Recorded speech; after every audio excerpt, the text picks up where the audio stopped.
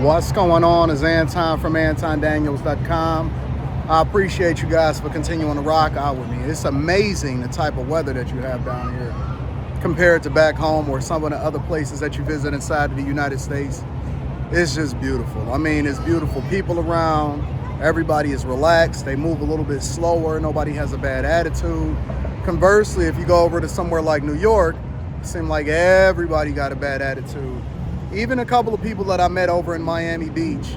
Shout out to the people that I met over in Brickell. Gerard was one of them. Shout out to you, Gerard. But some of the people, they were like, yeah, we just down here for the weekend, but it's just amazing the changes that you see as far as the attitudes or how people are, and everybody is nice and friendly. I was even having a conversation with my wife as we was driving over to Brickell. And you know, this is like her favorite place to visit, and this is like my second home, and then Dallas is like a third home as far as the amount of times that I visit certain places. But she's adamant about buying a place down here permanently, which I don't believe in that, because I don't believe in investing in places that I live in. And so I can always just fly down here and come and visit wherever it is that I want to visit. But I can't lie, it's very difficult for it not to sway you to move from your home base as far as my studio down in Detroit over to here, especially with all of the beautiful people and the good sweet spirits. But it's not what I want to talk about. What I really want to get in touch with y'all about today is people that have been obviously sending me everything with regard to DJ Akademiks, and they want me to react to it. So what I decided to do is that I was going to kick off after hours tonight, right? I know it's New Year's Eve technically, and I did not expect to get any major stories going into New Year's Eve, going into the new year. But boy, will I tell you, I don't even think that I would classify DJ Akademiks as simp of the year. I wouldn't. I would just say that no matter how long that he's been in the music industry or the content creation industry, or no matter how long that he's been getting money, I would just say that he green. Real talk. I'm not gonna classify him as a lame, because I just think that everybody got different personalities and stuff like that, and he just don't know no better. And it would seem like he knows better because he's been in the industry for so long and he knows all of these industry people, but that does not mean that you know better. Everybody around him, in my opinion, is probably using him.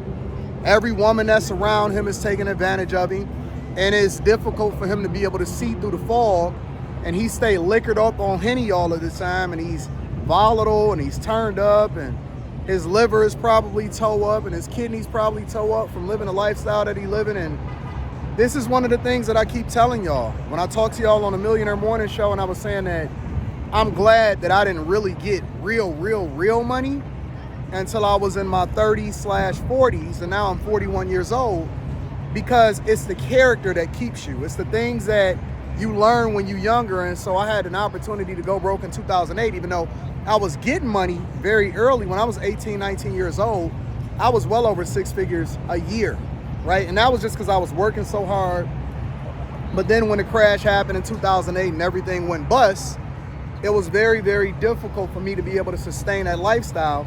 And so I went back and I hit the reset button, and I didn't divest myself from my investments, but I absolutely went to the bottom of the rung when it came to my lifestyle. And so all of my cars got repossessed and everything like that. And being raised in a church though, and being raised with OGs and people that know better, and then also, you know, being grounded and rooted and having a father in your life, and, you know, surrounding yourself with people that are good for you instead of people that just hang on, then I was able to develop the character along with it that allowed for me to be able to maintain my sanity, my spirituality, and then my understanding and my discernment between who should be around me and who shouldn't.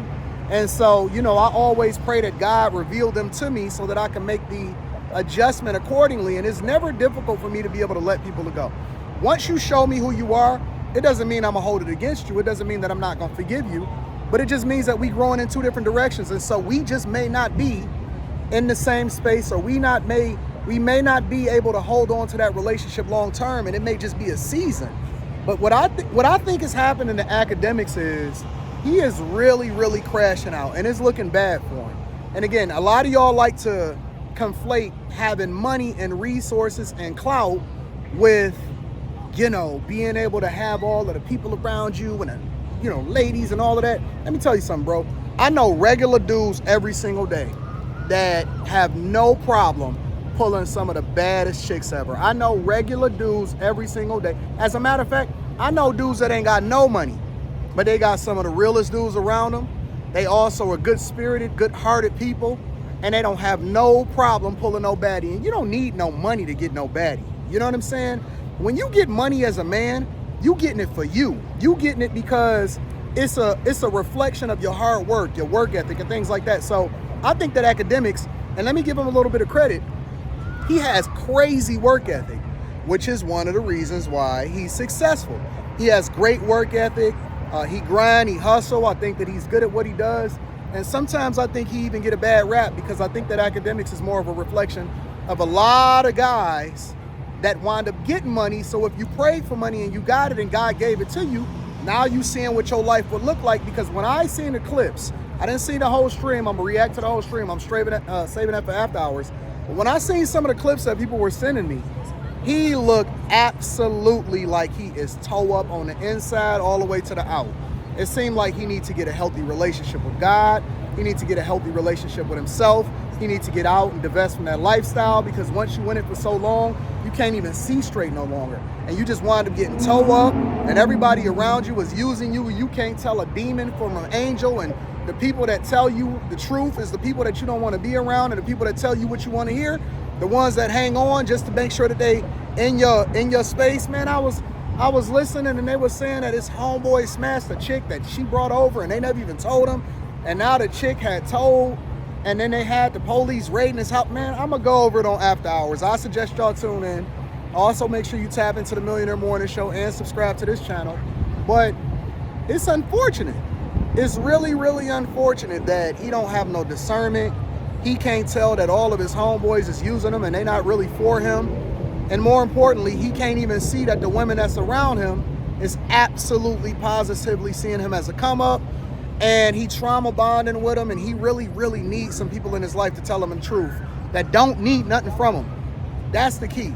He need people in his life that don't need nothing from him. And that way he can get the authentic 100% truth, not people that's clout chasing, not people that's trying to be on his team. You know, I have a lot of people that I coach, and I have a lot of good famous friends, and I don't even mention them. And when we talk on the phone or when we have conversations, I got some people that's famous that's in my sphere that got money, and we've been friends for over 10 years. And I've never mentioned them or anything like that, right? The conversations that me and Kevin Samuels had, God rest the, dead or whatever, the conversations that me and Kevin Samuels have, and then the subsequent interactions that I have with his mother, right? I never mention it. It's because the friendship was authentic. We never was like, if Kev ever popped up on a show that I was on, it was just out of love. It was not because I asked him to, you know what I'm saying, or anything like that. But we have a real authentic friendship, or we had a real authentic friendship. And so the insight and information that we gleaned from each other was genuine. It wasn't about the internet. It wasn't all about cloud chasing. Yeah, it's some people that you link up with and you connect with, and then y'all use each other for content.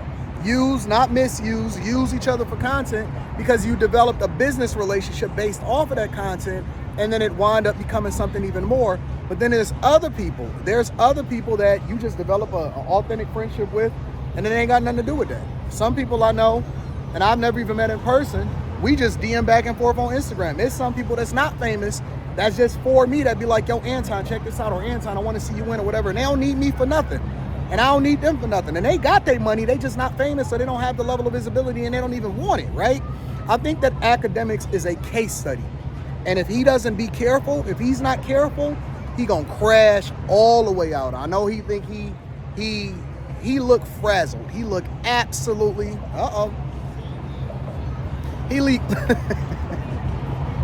he look absolutely frazzled, ladies and gentlemen. And so, I'm praying for him. I actually sent up a little prayer for him. I don't know him. I ain't never met him, but I actually sent up a little prayer for him because, and I don't want to see no young dude that's getting it, that's talented like he is, crash out.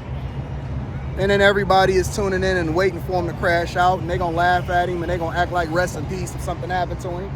Man, he need a better circle, bro. And he needs some people, some OGs, to tell him the truth, that don't need nothing from him, that ain't trying to get famous with him, that's just absolutely positively gonna be real with him. God blessing. Make sure y'all tune in to After Hours. I'm going to review the whole thing, amongst some other things. And we just really going to go off script on After Hours. So it's going to be dope. Plan on doing that tonight instead of being out here in these streets. A little later on tonight, we're going to go ahead and tune in and we're going to rock out. We're going to work. So all I want to do is work going into the new year, all right? I love you guys. I appreciate you. I'm going to holler at you later. See y'all tonight. Peace.